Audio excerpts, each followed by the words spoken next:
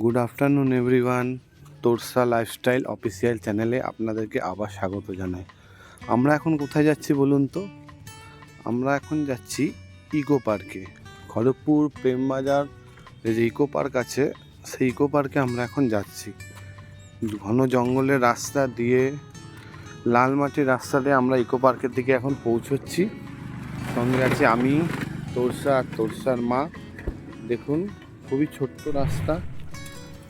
তোরসাকে দেখুন, তোরসা তো গাড়িতে বসে ও একদম প্রকৃতির মজা নিয়ে নিয়ে বেশ যাচ্ছে, ভাবছে আমরা কোথায় যাচ্ছি কি করছি। আমরা ইতিমধ্যে ইকো পার্কের সামনে পৌঁছে গেছি। এটা ইকো পার্কের গেট। রাস্তাটি খুবই ব্যস্ততা রাস্তা, তাই দুপাশে ভালো করে দেখে রাস্তা পারাপার করতে হয়। ডান দিকে আপনার সালুয়া চলে গেছে আর বাদিকে প্রেমবাজার।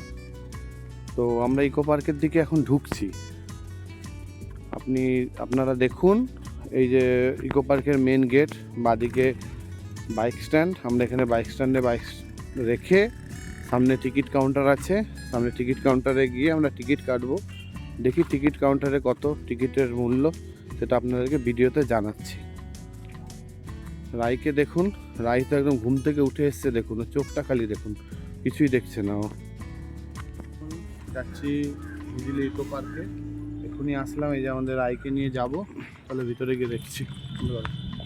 ভিতরের দিকে আমরা এগিয়ে যাচ্ছি, টিকিট কাউন্টারে আসছি। টিকিট কাউন্টারে জিজ্ঞাসা করার পরে বললো পার হেড 10 টাকা করে। বাইক রাখুন, সাইকেল রাখুন 10 টাকা, মানে টোটাল 30 টাকা আমাদের দুজনের পড়লো। রাইডের পয়সা লাগলো না। আমরা ভিতরে ঢুকে যাচ্ছি। আমি অনেক বছর আগে একবার এসেছিলাম, তখন বেশ ভিতরে ভিউটা ভালো ছিল।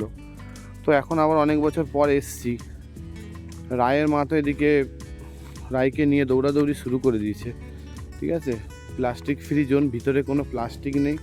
মোটামুটি প্রথমের দিকের ভিউটা খুব ভালোই লাগলো। হ্যাঁ, সামনে জঙ্গলে ভর্তি। এখনও আপাতত শীতকাল আসেনি বলে কোনো রকম মেনটেনেন্স এখনও হয়নি।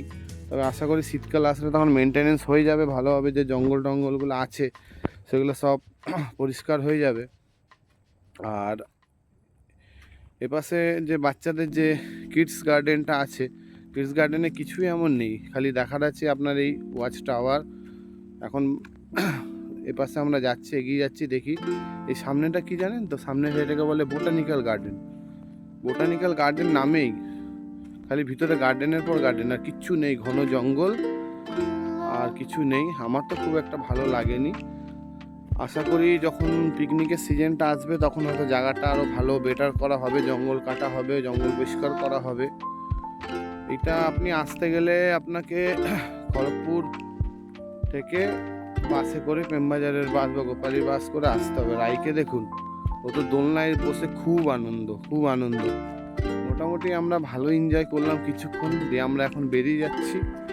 এবারে বেরাবো, বেরিয়ে দেখি কোন দিকে যাই। এই যা হিজলি ইকো পার্কের বেরোনোর রাস্তা, আমরা বেরোবো। বেরিয়ে দেখছি আমরা গোপালীতে যাচ্ছি। গোপালী পরে সালুয়া বলে একটা জায়গা আছে, ওখানে মোমো খেতে গেলাম। মোমো খেতে গিয়ে দেখি দোকানটা বন্ধ। তো আমরা আবার রিটার্ন বাড়ি আসছি। এইটা একটা ঘাগরা বলে একটা জায়গা আছে। ঘাগরার ভিউটা দেখুন, গ্রামের ভিউ। সাধারণত আমরা শহরে এইসব ভিউ দেখতে পাই না, তো গ্রামের ভিউ দেখতে খুব ভালো লাগে। চারিদিকে গাছ, পুরো ফাঁকা জমিতে আবার চাষ করেছে মনে হয়, ঠিক বুঝতে পারছি না। দূরে বিকেলের রাস্তা, হালকা রোদ, ঠিক সন্ধ্যা হয়ে আসার আগের রাস্তা।